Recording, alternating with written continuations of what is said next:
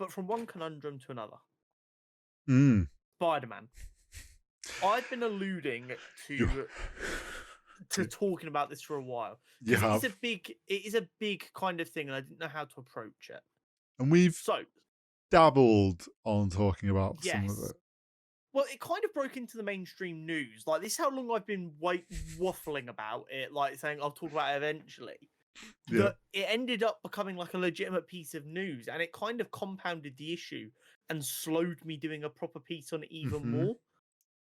But basically, what it does boil down to is Sony wants Spider-Man to be big multiverse person. Yeah. MCU have finally realized no, friendly neighborhood Spider-Man, he should be in New York. Yeah. And this comes down to the entire problem of Spider-Man. Spider-Man is the biggest superhero in the world. Fact. That's not a debate. I'm not hearing it. It's a fact. He's the biggest superhero in the world. He always has been. He always will be. Yeah. Very close second is Superman.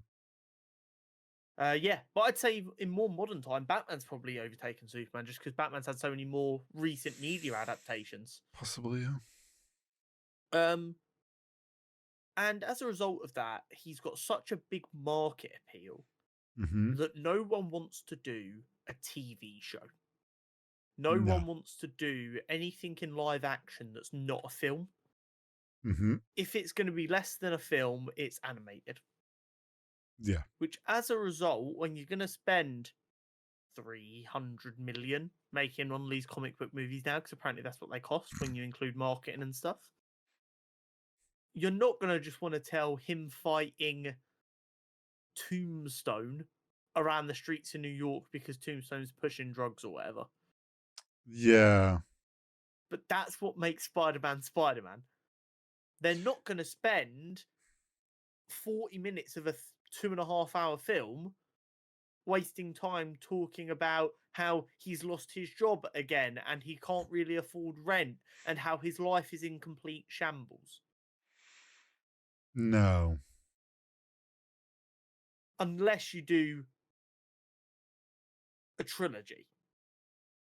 And like you weave that in throughout the three. And Raimi's come closest to doing that in films. He still struggled a little bit, but he's come the closest.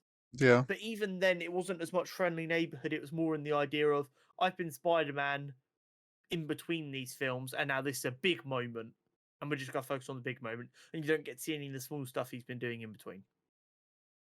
Yeah. In reality, Spider-Man needs shows like Netflix's Daredevil, not necessarily tonally, but these kind of 12, 13 episodes, 13 hours worth of Spider-Man dealing with a problem. Hmm?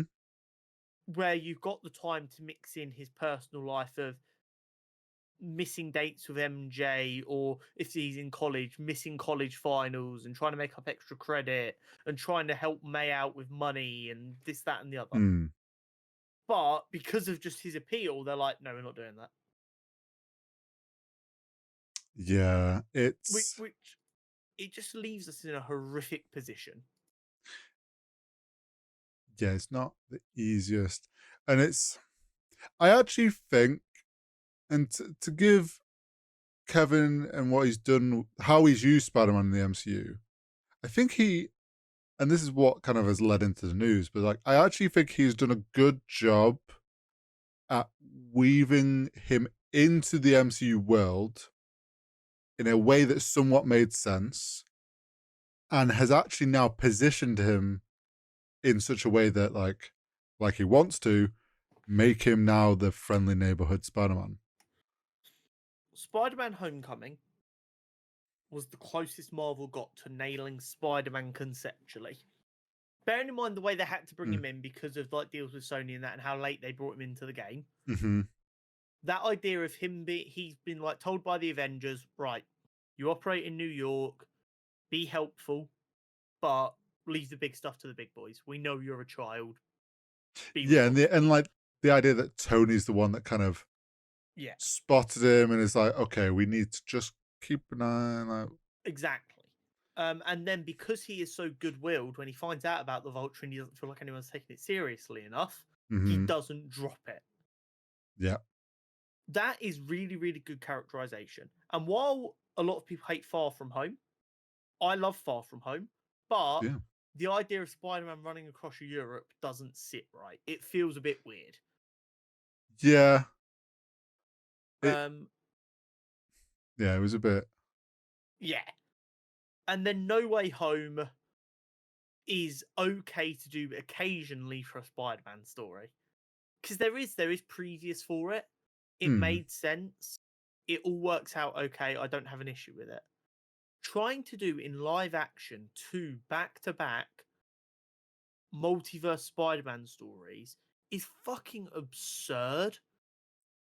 It also just wouldn't make sense now because it's like obviously we like what we want is we want Spider-Man to have the vibe of Spider-Man. And like you say, back Yeah. to back multiverse stuff doesn't make sense for Spider-Man.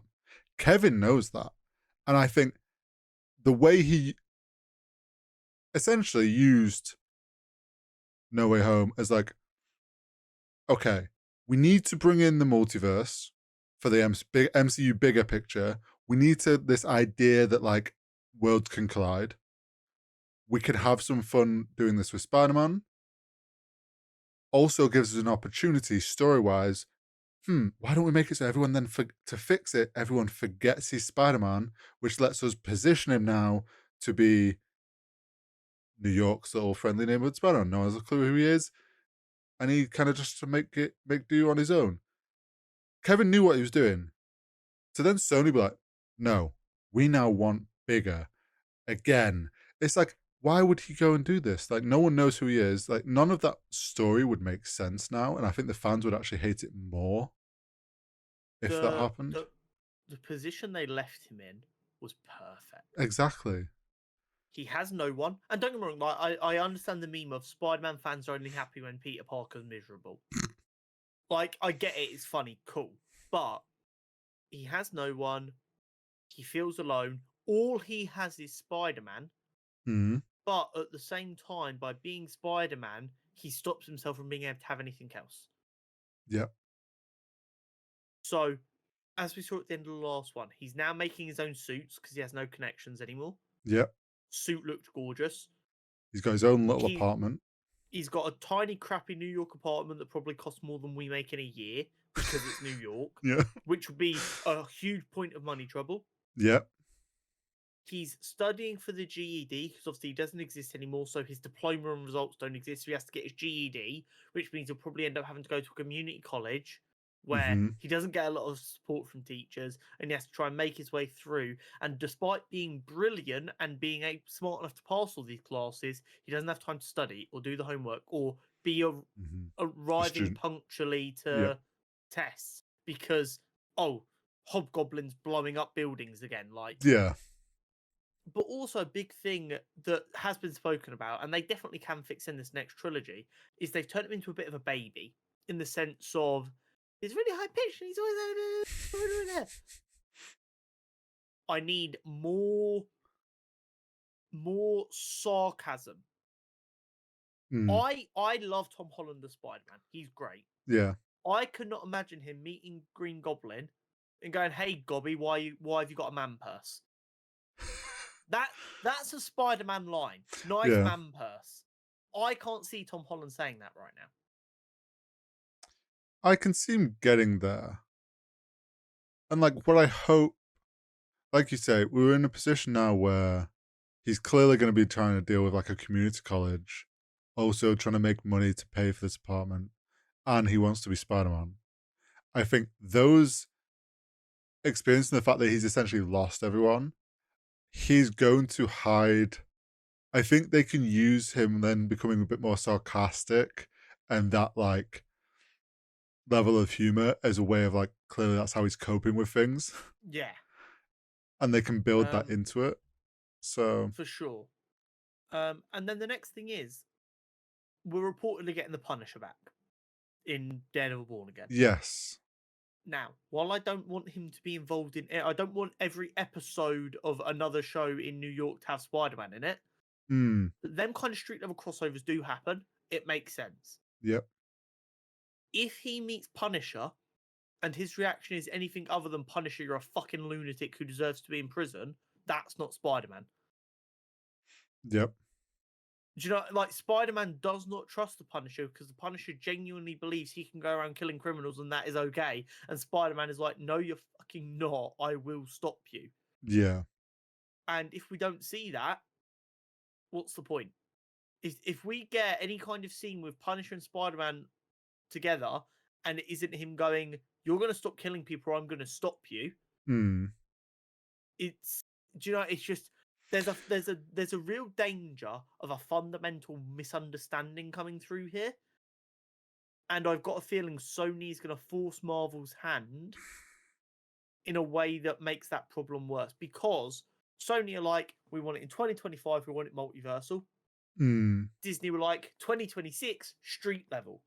It sounds like, based on the most recent reports, Yeah. that as a compromise, it's 2025 street level, which means we lose an entire year of prep and planning, which might mean details like that slip under the radar. Yeah, but that's... I don't see them using Punisher in the film. I think we'd more likely get it the opposite way, because you've also got to think the film is going to be street level, but there's still going to be a bigger storyline going on there. Like, obviously, it's the first of the next trilogy, as we know it's going to be. It's going to be clearly him setting him up to be going to college and setting up those things we've just discussed. But there's going to be like the first kind of like big sort of issue he's dealing with. I think what you more likely will get, and this is whether Sony allow it. Like, Sony obviously, yeah, use him in a film because they see film makes big money. Cool. Are they going to let him? I'd love to see him show up in a Daredevil episode, and it's like, oh, you're also here. Cool, we're both doing the same thing. Shows up in a Punisher episode to try and stop him, like you say, being like, what the fuck are you doing? You can't do this. And it's like, in the Punisher series, it's that clash from Punisher's POV. Tell me a scene like the one in Echo where Daredevil comes flying in and Echo's trying to fight Daredevil. From Punisher's point of view, trying to deal with Spider-Man wouldn't be fucking electric. Well, yeah, and it's like, what?